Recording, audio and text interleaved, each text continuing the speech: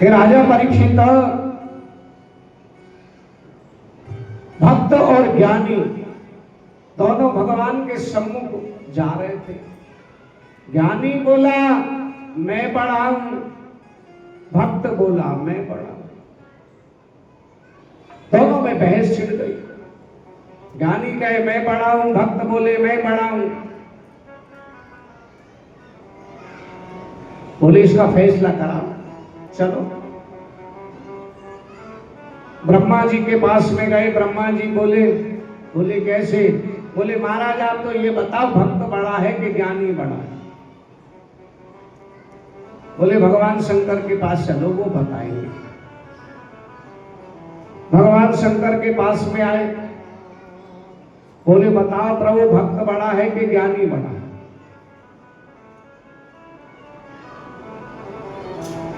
बोले नारायण बताएंगे। भगवान विष्णु के पास में आए। भगवान विष्णु से बोले भक्त बड़ा है या ज्ञानी बड़ा है?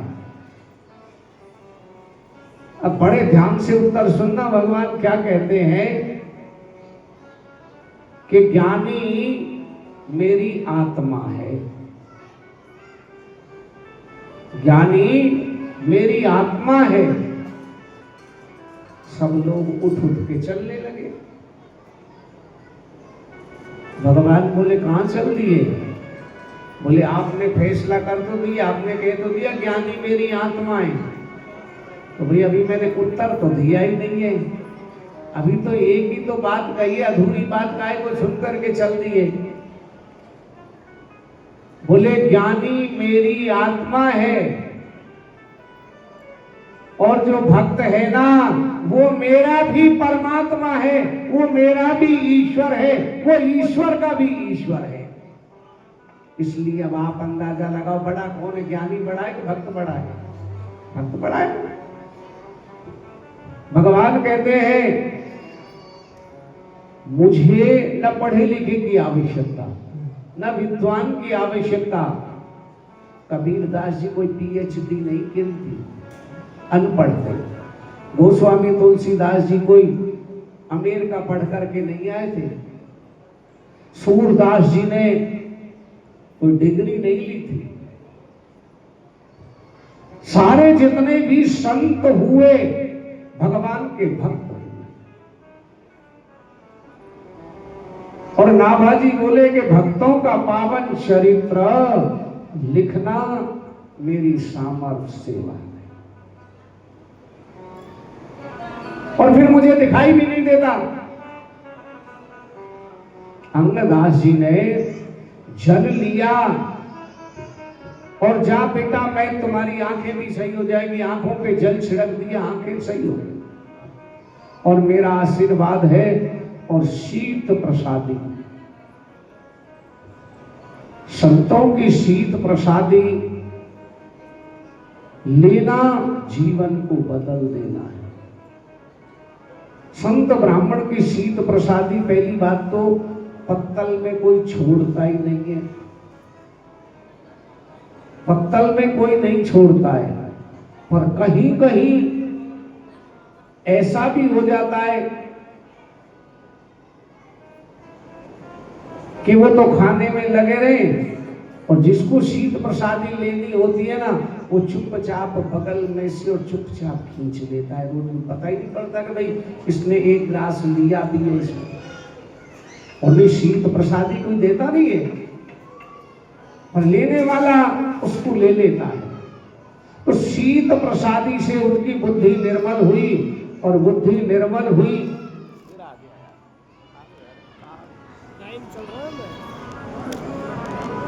कि शीत प्रसादी से बुद्धि निर्मल हो। इसलिए भक्त सबसे बड़ा है, ज्ञानी से भी बड़ा भक्त होता है। अहम भक्तो पराधीन। भक्तमाल में भगवान ने कहा, भगवान कृष्ण कहते अहम भक्तो पराधीन, मैं भक्त के पराधीन हूं। भक्त चाहे जो काम करावे, एक संत बाबा निकल करके जा रहे थे और एक दंपति के संतान नहीं होती थी। उसको किसी ने बता दिया कि कोई भी संत ब्राह्मण आ जाए तुम तो बस उसके पैर पकड़ लो, कहीं ना कहीं किसी न किसी की कृपा अवश्य हो जाएगी, कोई ना कोई कृपा हो जाएगी। तो बड़े ध्यान देना, एक संत बाबा नारद जी आ गए और नारद जी को उन्होंने पैर पकड़ करके कहा कि प्रभु हमारे संतान नहीं है। बोले भाई तुम्हारे भाग्य में ही नहीं है, मैं क्या करूं। बोले महाराज संत तो चाहे तो कर देते हैं। बोले भाई तुम्हारे भाग्य में नहीं है। ठीक है महाराज नहीं है तो। कुछ दिन बाद कोई और अलमस्त संत आया, वो आवाज लगा रहा था कि कोई एक रोटी खिलाएगा तो एक बेटा होगा और 2 रोटी खिलाएगा तो 2 बेटे होंगे।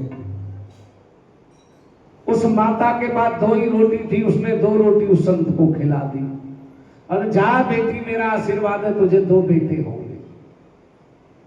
उन्होंने वैसे ही समझा कि नारद जी जैसे से कुछ नहीं हुआ तो इनसे क्या होगा, नारद जी जैसे ने मने कर दिया तो। किंतु समय आने में उसके 2 बेटे हुए।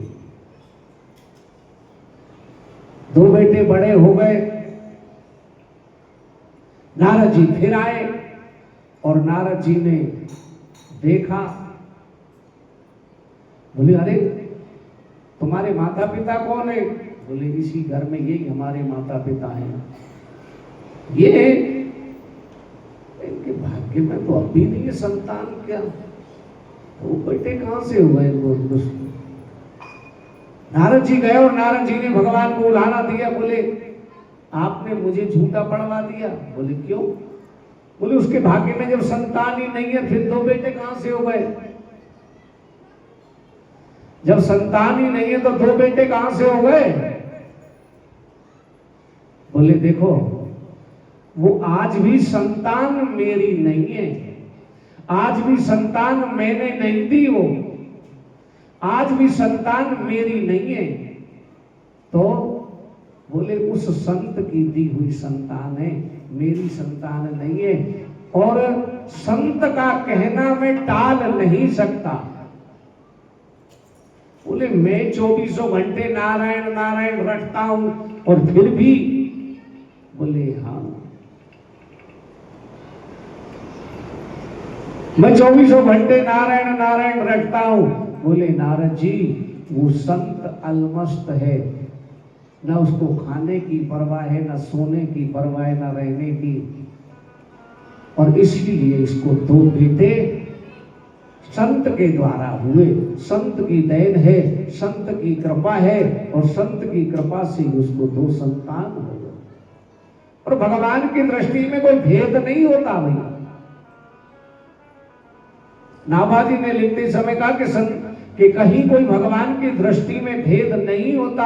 अगर भगवान की दृष्टि में भेद होता तो भगवान शबरी के आश्रम पे नहीं जाते।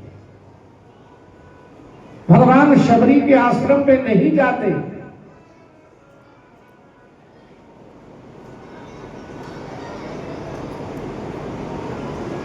और एक दिन भगवान राम शबरी के आश्रम पे गए। गुरु जी ने चिन्ह बता दिए। गुरु जी ने कहा कि देख शबरी मेरा बुलावा आ गया और मैं ब्रह्मा जी के यहाँ चला। बोले गुरुदेव मेरा क्या होगा। बोले एक दिन रघुनंदन आएंगे, एक दिन रघुनंदन आएंगे, मैं कैसे पहचान लूं, मैं कैसे पहचान लूंगी कि ये राम है। उनकी कोई चिन्ह तो हो। कमल नयन, उनके नेत्र है ना वो कमल जैसे, सर पे कमल होगा।